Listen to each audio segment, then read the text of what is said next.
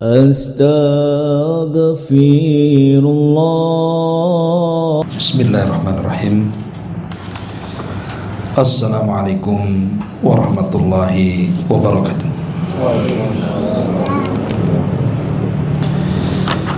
Alhamdulillah wassalatu wassalamu ala rasulillah wa ala alihi wa sahbihi wa mawalah wa la hawla wa la quwata illa billahi wa ba'du. Alhamdulillah, segala puja dan puji hanya milik Allah Jalla fi'ula. Salawat dan juga salam kita hadiahkan kepada Rasul kita Nabi besar Muhammad sallallahu alaihi wa ala alihi wasallam. Baik, kita akan lanjutkan kajian kita masih menyingkap rahasia dari nama Allah Subhanahu wa taala. Dan malam ini kita sudah masuk pada halaman ke-263, Ismullahi Al-Muqitu Al-Wasi'u. Nama Allah Al-Muqit, yang berkuasa, Al-Wasi', yang maha luas.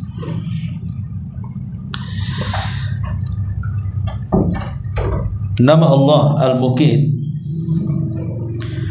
tercantum di dalam dua ayat dalam Quran. Pertama, surah An-Nisa ayat 85, sebagaimana dicantumkan di sini. Allah Subhanahu wa taala berfirman, "Man yashfa' syafa'atan hasanatan yakul lahu nasibu minha, wa man yashfa' syafa'atan sayyi'atan yakun lahu kiflu minha, wa kana Allahu ala kulli syai'in muqita."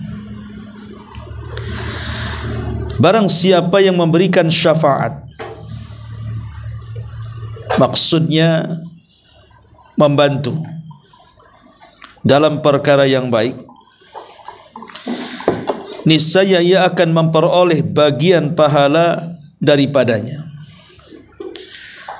Tapi barang siapa yang memberikan syafaat bantuan kepada perkara yang buruk, niscaya ia akan memikul bagian dosa dari perbuatannya. Dan Allah Subhanahu wa taala Maha Kuasa atas segala sesuatu. Di sini Allah mengatakan, wa kana Allahu ala kulli syai'in muqita.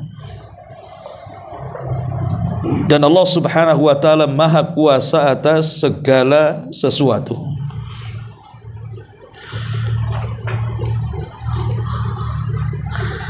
Baik, bicara tentang nama Allah Subhanahu wa taala Al-Muqit. Apa itu Al-Muqit? Para ulama menyebutkan beberapa makna tentang nama-nama Allah Subhanahu wa taala.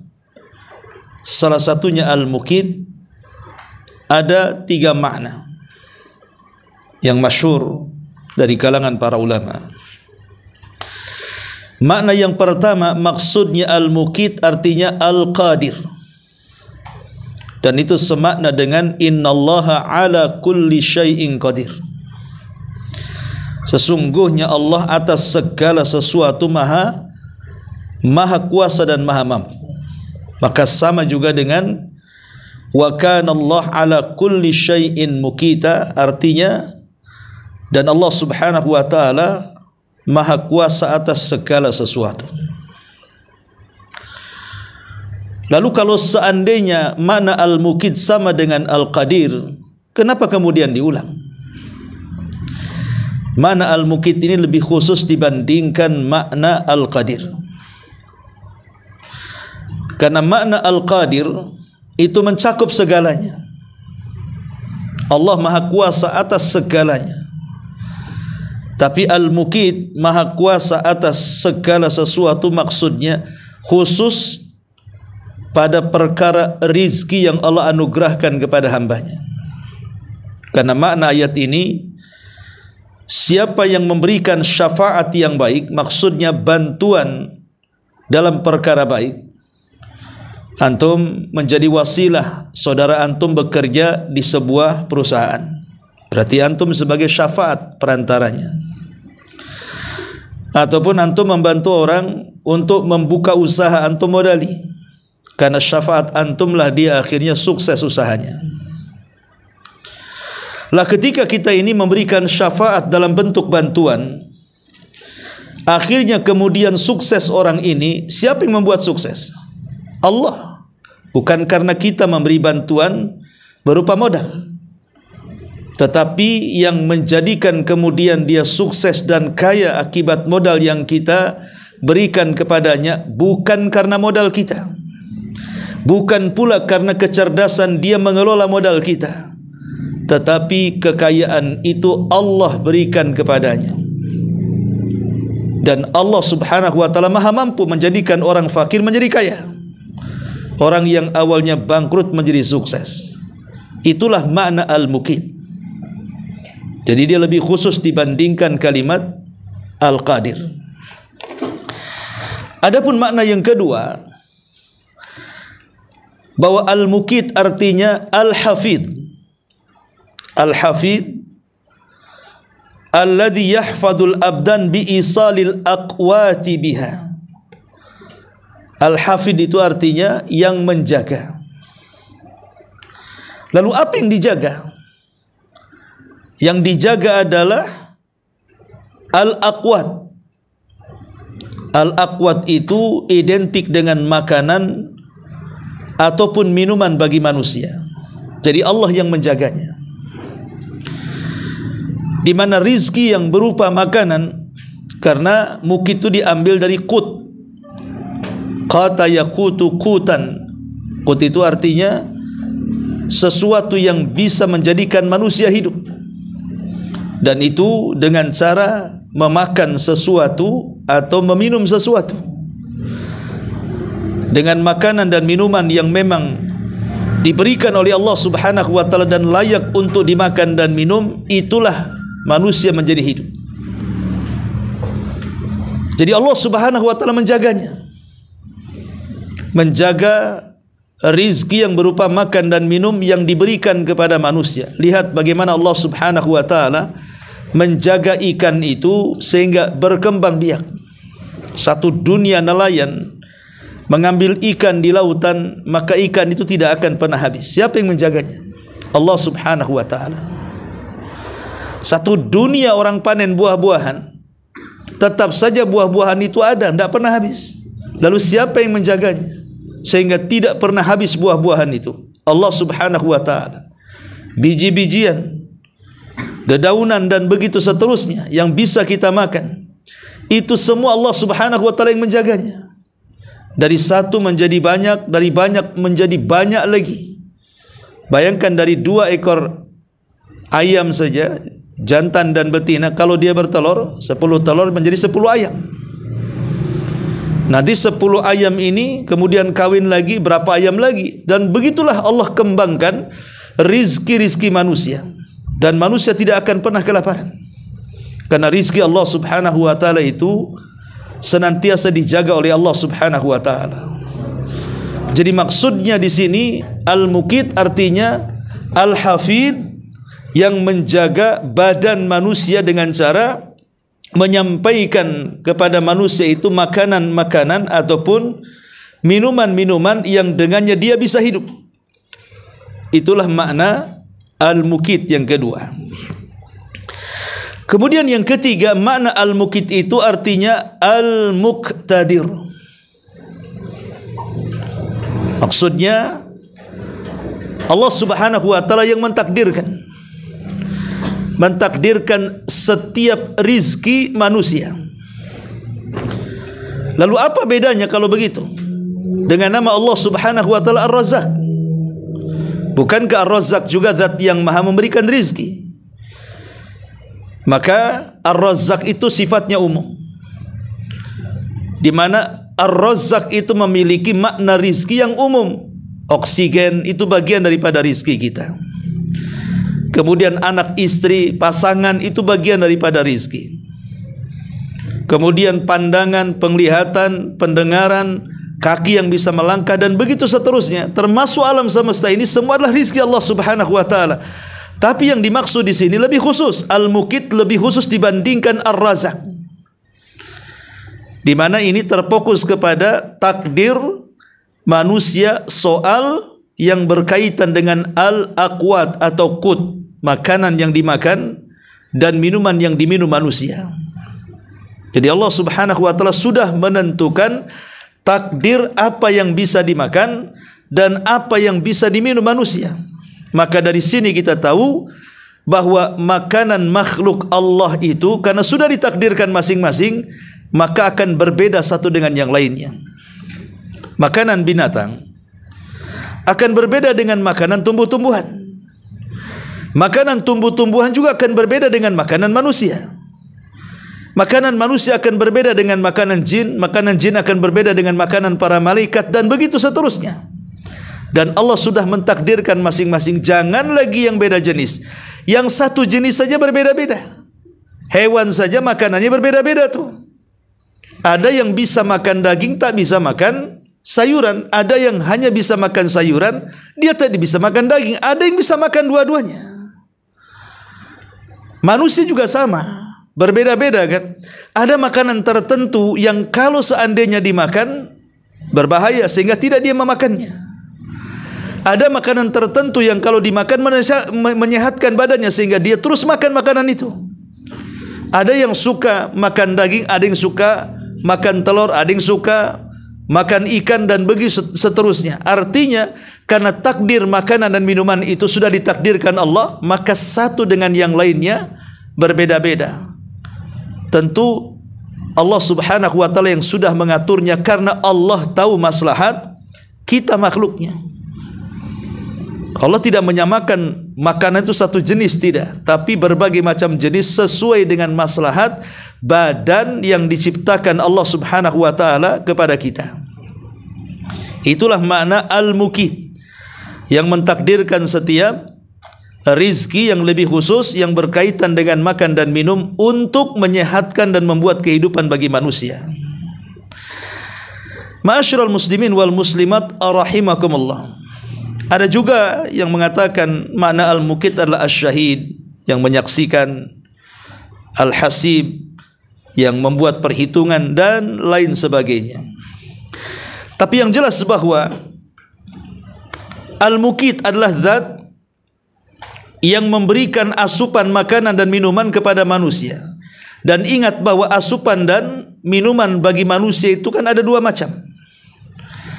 Ada yang berkaitan dengan badan dan ada yang berkaitan dengan ruh. Adapun yang berkaitan dengan badan ma'ruf, sesuatu yang antum makan. Nasi, rendang, gulai, rawon, rujak dan macam-macam lah. Kemudian minuman dengan berbagai macam jenisnya, TO, TO Beng, apa semua, masuk semua. Itu yang berkaitan dengan badan. Dan cukup 1, 2, 3 kali saja sudah mencukupkan setiap harinya. Tapi di sana juga ada asupan, di mana asupan ini diberikan kepada ruh. Dan makanan ruh tentu akan berbeda dengan makanan badan. Karena ruh tidak akan menerima seperti yang dimakan badan.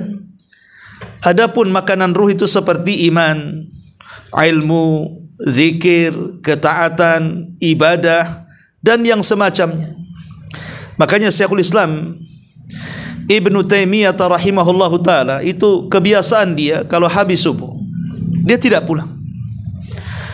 Maka dia akan terus berzikir, membaca Al-Qur'an mulai ba'da subuh sampai pertengahan duha. Ya jam 10 gitu, itu jam 11 baru balik. Tidak sarapan. Sehingga dikatakan kepada Syekhul Islam Ibn Taimiyah rahimahullahu taala, "Kenapa Anda lakukan seperti ini setiap hari?" Maka Syekhul Islam Ibn Taimiyah mengatakan, "Inilah makan pagiku, inilah sarapan pagiku." yang kalau seandainya aku tidak sarapan seperti ini, maka badanku akan lemah. Jadi Syekhul Islam Ibnu Taimiyah mengatakan, dengan cara berzikir dan membaca Quran dari ba'da subuh sampai jam 10 itu dianggap sarapan. Dan kalau seandainya luput satu hari saja, kata beliau, maka badan saya akan lemah. Dan ini melakukan puasa wisal, puasa yang terus menerus bersambung gitu ya. Maka Rasul mengatakan kalian tidak akan sanggup melakukannya. Kenapa? Karena kalian tidak diberikan makan dan minum oleh Allah, sementara aku diberikan makanan dan minuman oleh Allah Subhanahu wa taala. Makanya aku bisa kuat puasa 2 hari berturut-turut atau 3 hari berturut-turut. Karena ini adalah kelezatan iman. Jadi Allah Subhanahu wa taala memberikan asupan kepada ruh Nabi kita Muhammad sallallahu alaihi wasallam dengannya fallahul al-muqit wa al-khaliqul al-aqwat. Maka dialah Allah al-muqit dan dialah pencipta al-aqwat. Artinya dialah yang menciptakan makanan, dia juga yang menciptakan minuman.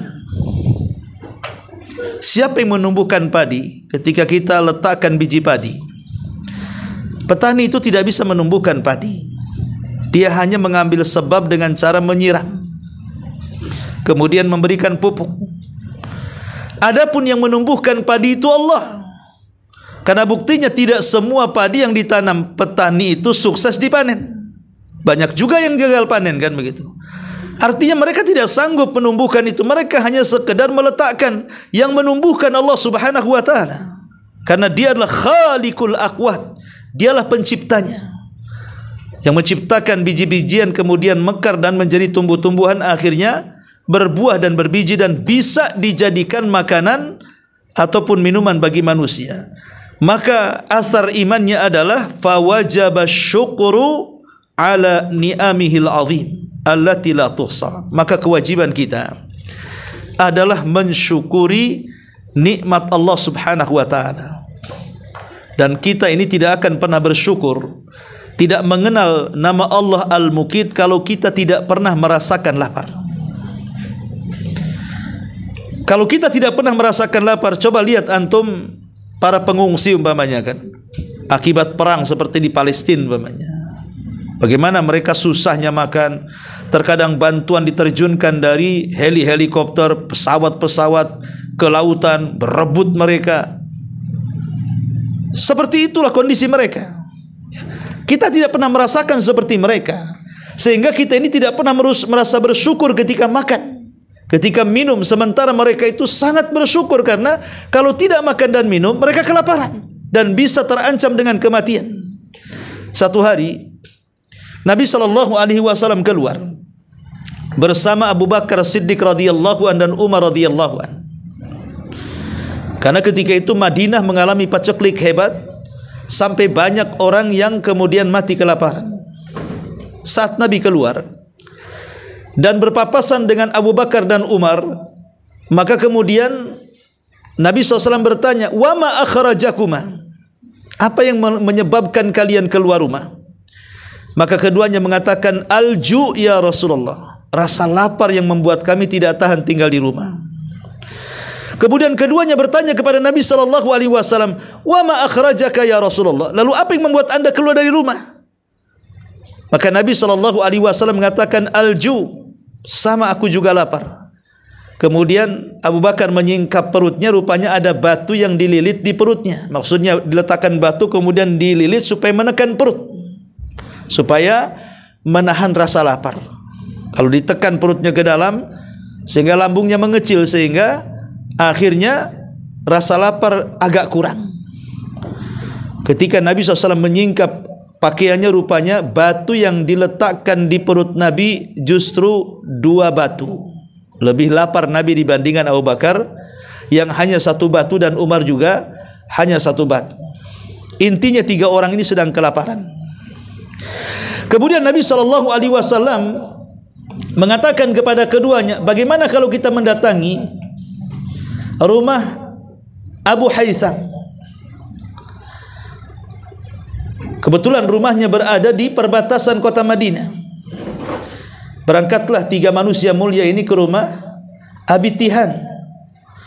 Sesampainya di rumah sahabat ini, rupanya tidak ada, yang ada hanya istrinya.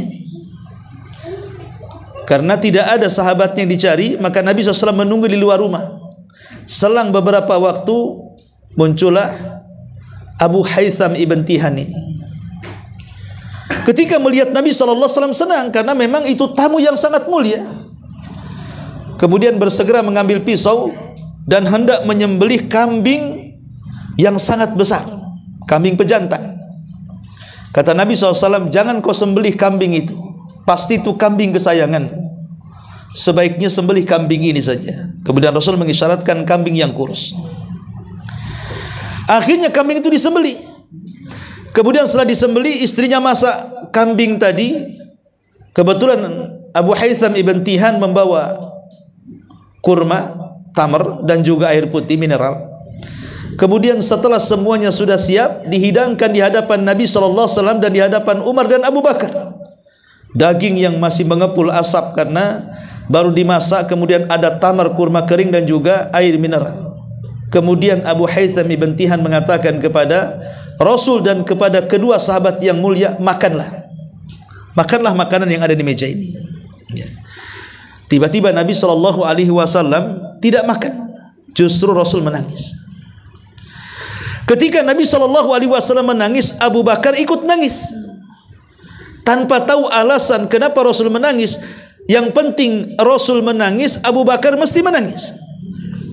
Berbeda dengan Umar bin Khattab radhiyallahu an, dia justru bertanya kepada Nabi SAW dan mengatakan, wa ma yubkika ya Rasulullah, apa yang membuat anda menangis? Bukankah kita di sini diundang makan? Ini di depan kita, ini makanan enak, lezat. Kenapa kita tidak makan? Maka Nabi SAW mengatakan kepada Umar bin Khattab radhiyallahu an, sesungguhnya telah turun kepadaku surah wahai Umar. Kemudian Rasul membacakan alhaakumut takatsur hatta zurtumul maqabir sampai kepada yauma idzin thumma la tus'alunna yauma idzin anin naim. Thumma la tus'alunna, sungguh kalian akan ditanya tentang nikmat yang di hadapan kita ini.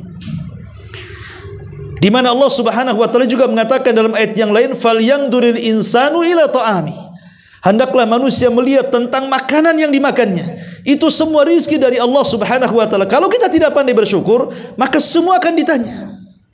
Minuman yang kita minum akan ditanya, makanan yang kita makan akan ditanya, lauk pauk yang kita masukkan ke mulut kita akan ditanya. Apakah ini benda halal atau haram? Dihasilkan dari halal atau haram? Ya. Dihasilkan dari syubhat atau tidak syubhatnya? Semua akan ditanya. Satu biji nasi pun akan ditanya di hadapan Allah Subhanahu wa taala. Itulah yang membuat Rasul menangis.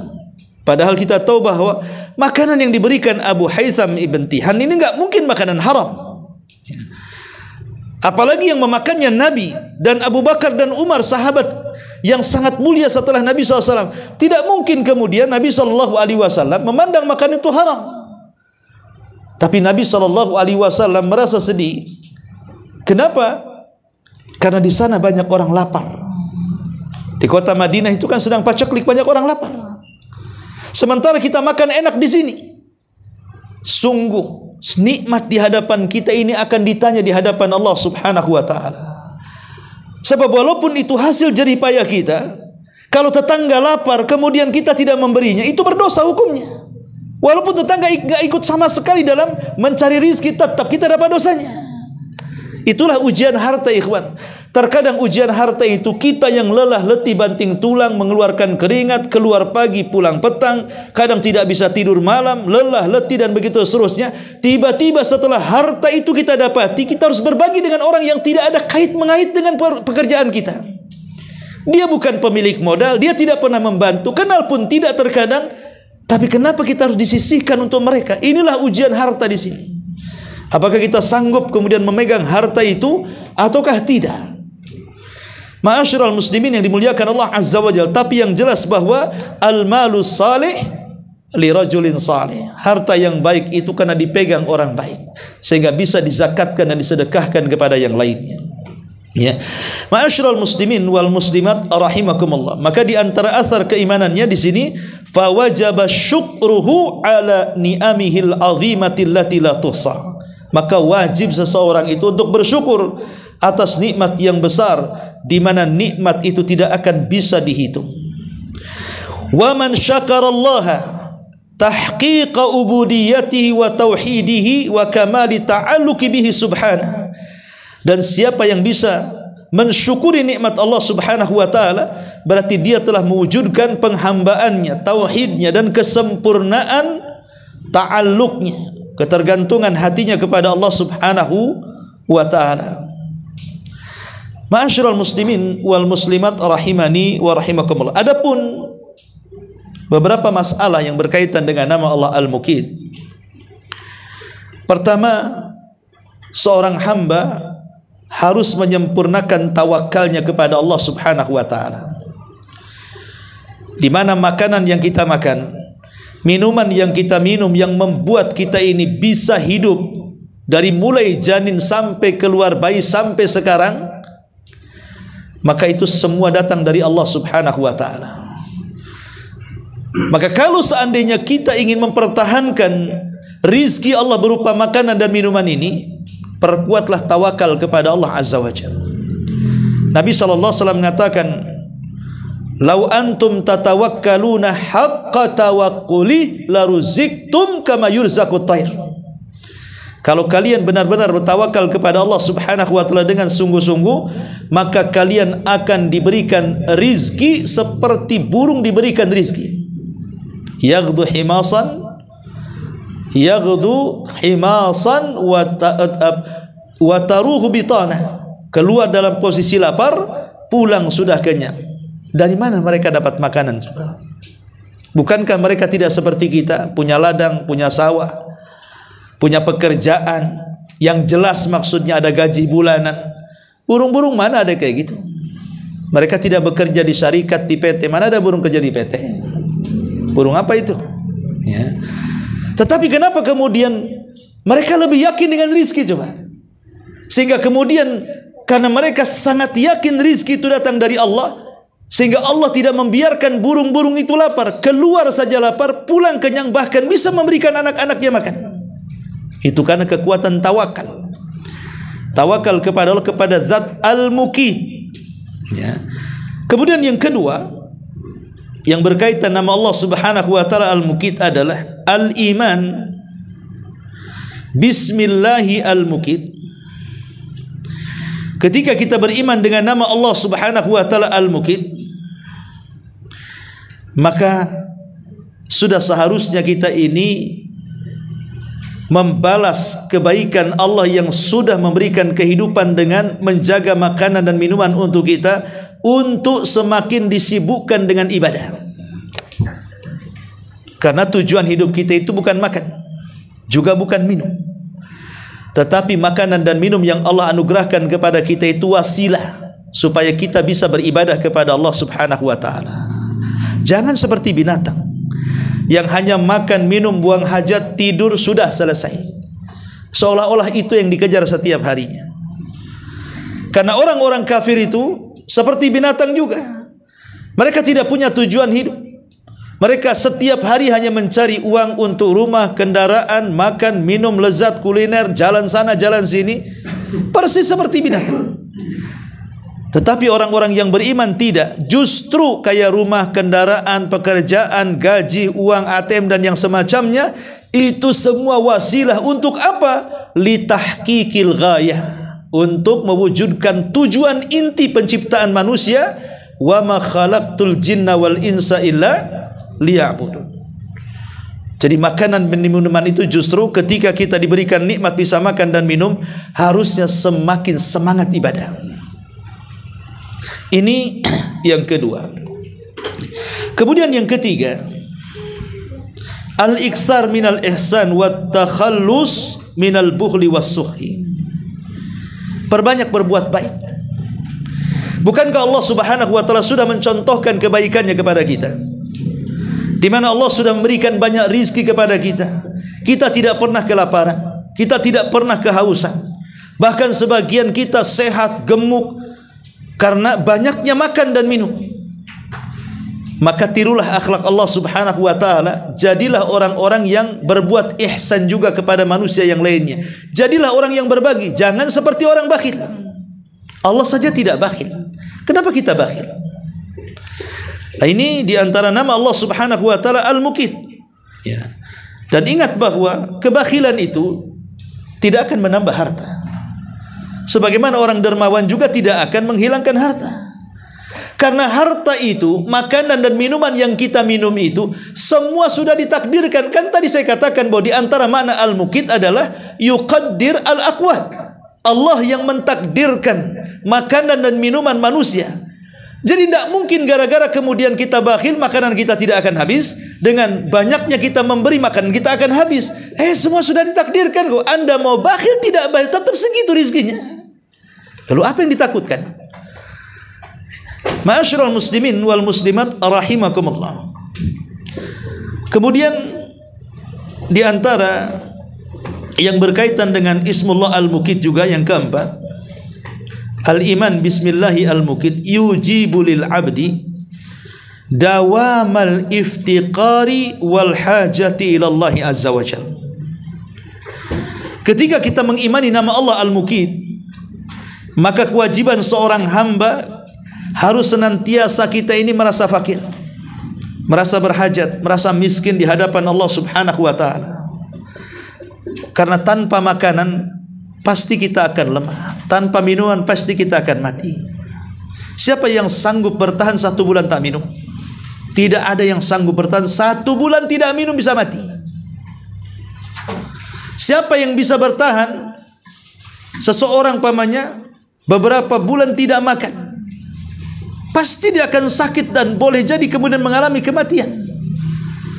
Sehingga kalau seandainya Allah mau menahan nih rizkinya kepada kita, di mana ladang tidak ada lagi yang panen atau gagal panen, air di mana-mana kering, tidak ada yang mengeluarkan air dari bumi, saya kira tidak akan menunggu bertahun-tahun 1 dunia bisa mati.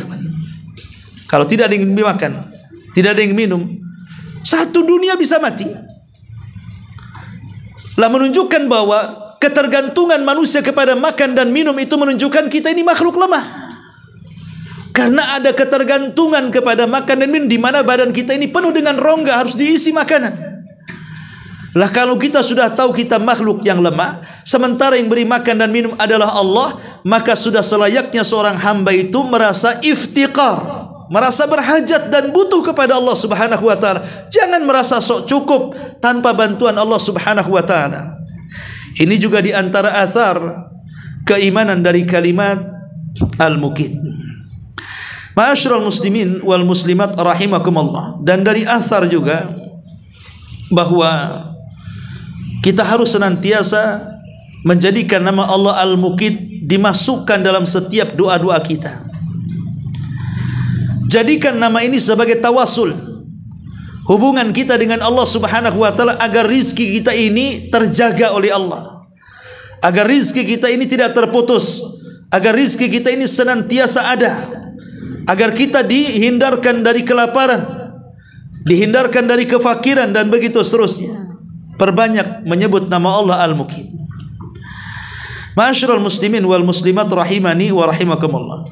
Adapun tentang bagaimana caranya supaya kita ini diberikan oleh Allah Subhanahu wa taala banyak rezeki, betul-betul mengimani bahwa Allah itu Al-Muqit, tentu ada wasilah-wasilahnya. Pertama, perbanyak al-istighfar dan taubat. Karena istighfar dan taubat menjadikan Allah akan membukakan rizkinya kepada kita. Makanya Allah Subhanahu wa taala berfirman, ketika di zaman Nuh terjadi pacaklik hebat sehingga banyak kelaparan dan mati karenanya, maka kaum Nuh datang kepada Nuh alaihi salatu wasallam meminta solusi. Maka Nuh alaihi salatu wasallam memberikan solusi kepada mereka. Faqultu astaghfiru rabbakum innahu kana ghaffara. Nuh mengatakan, beristighfar kalian, karena Allah itu zat yang maha pengampun atas dosa-dosa kalian dan zat yang maha pengasih atas kalian. Kemudian Nuh menjanjikan buah daripada istighfar, yursilis sama alaikum midrara. Maka dengan istighfarnya kalian, kata Nuh, Allah pasti akan hujani. Dan hujan itu air, dan air itu adalah pusat kehidupan. Cukup sampai di sini? Tidak. Allah mengatakan wa yumdidkum bi amwalin wa banin. Allah perbanyak harta dan kekayaan kalian, serta Allah perbanyak anak dan turunan kalian. Wa yaj'al lakum jannati wa yaj'al lakum anhara. Bahkan Allah Subhanahu wa taala akan suburkan ladang dan sawah kalian. Allah akan aliri sungai-sungai kalian. Malakum gimana ayatnya? Wa yaj'al lakum anhara. Intinya bahwa kenapa Allah Subhanahu wa taala tidak diagungkan oleh kalian kalau sudah tahu bahwa Allah yang memberikan rizki kepada kalian. Tapi dalam ayat ini Allah Subhanahu wa taala menjelaskan tentang bahwa istighfar, memperbanyak istighfar akan menggugah al-mukit. Allah Subhanahu wa taala menjaga rizki-rizkinya kepada kita, terutama yang berkaitan dengan makanan dan minuman kita. Kemudian yang kedua, takwa Allah. Bertakwa kepada Allah Subhanahu wa taala. Bukankah Allah yang mengatakan wa man yattaqillaha yaj'al lahu makhraja wa yarzuqhu min haitsu la yahtasib. Siapa yang bertakwa kepada Allah, Allah akan mudahkan jalan keluarnya. Bahkan Allah akan berikan rizki dari arah yang tidak disangka-sangka. Maka takwa juga bisa menggugah Zat yang Maha Al-Mukit, memberikan rizkinya dari arah yang tidak disangka-sangka. Kemudian at-tabkir fi talabi rizki. Berpagi-pagi dalam mencari rizki, jangan malas. Kenapa? Karena Nabi SAW pernah mendoakan umatnya dengan mengatakan Allahumma barik li ummati fi bukuriha. Ya Allah, berkahi umatku di waktu paginya. Waktu pagi, waktu berkah. Maka lihat orang-orang kafir itu terkadang sebelum subuh mereka sudah ke pasar kan? Ya, karena memang intinya mengejar dunia. Tapi umat Islam ya tentu salat subuh dulu. Kemudian berzikir, meminta kepada Allah, karena rahasia rizki manusia itu ada di pagi hari. Minta kepada Allah di waktu antara subuh dan terbit matahari itu, agar hari itu dia mendapatkan rizki, hari itu mendapatkan rizki yang baik dan halal, hari itu dimudahkan rizkinya. Minta kepada Allah sebelum berangkat kerja itu, karena di situ rahasia rizki tersembunyi. Kemudian juga bersyukur kepada Allah Subhanahu wa taala atas nikmat. Karena Allah mengatakan la in syakartum la azidannakum. Siapapun yang bersyukur, maka Allah akan tambah nikmatnya untuk kalian. Dan banyak sekali amalan-amalan yang bisa menggugah nama Allah Al-Mukit untuk senantiasa mengirimkan rizki berupa makanan, minuman, yang dengan itulah kita bisa hidup di dunia ini. Wallahu alam. Inilah diantara makna nama Allah Al-Mukit. Baik, sampai di sini satu saja. Silakan kalau ada yang mau bertanya.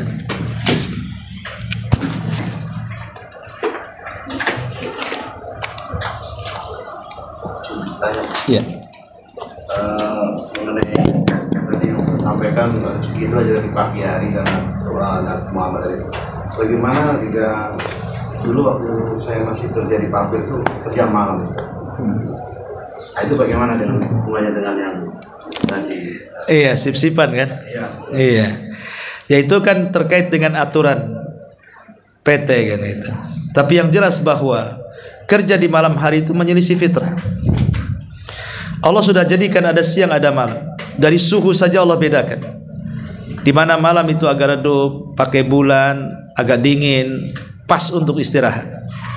Tapi kalau siang itu panas, sorot matahari, belum lagi gaduhnya manusia, sehingga susah untuk beristirahat. Memang digunakan untuk bergerak. Dari cuaca saja sudah kita tahu bahwa mana untuk waktu istirahat, mana untuk waktu bergerak. Kenapa siang itu waktu bergerak? Makanya Allah tambah cahayanya supaya menggugah darah kita, supaya kita itu bergerak kan itu. Jadi sebenarnya kalau bekerja di malam hari itu menyelisih fitrah. Dan kalau sudah menyelisih fitrah biasanya membahayakan kesehatan. Membahayakan kesehatan. Karena bagaimanapun tidur malam walaupun hanya 3 jam atau 4 jam itu lebih sehat dibandingkan tidur siang walaupun sama waktunya 2 jam 3 jam, karena memang menyelisih fitrah dan menyelisih sunnah juga. Cuman kan masalahnya kan aturan di PT bukan aturan kita yang main. Kalau yang punya PT Ustadz ya mungkin lain lagi. Ya walaupun Ustadz belum tentu juga kan, kalau sudah nampak dunia di depannya nggak peduli mau siang malam pasti dikerjakan orang tuh. Tetapi bukan berarti bekerja di malam hari tidak boleh. Hukumnya boleh-boleh saja. Boleh kerja di malam hari, tidak ada larangan kan itu. Cuman menyelisih fitrah manusia. Fitrahnya manusia malam hari itu istirahat, siang hari bergerak kan itu ya. Itu saja sebenarnya. Tapi secara hukum ya tidak ada, boleh kerja di malam hari asal kerjanya halal ya. Wallahu a'lam. Baik, sampai di sini. Subhanakallahumma bihamdika asyhadu an la ilaha illa anta astaghfiruka wa atubu ilaik. Allahu taala alam. Assalamualaikum warahmatullahi wabarakatuh. Waalaikumsalam.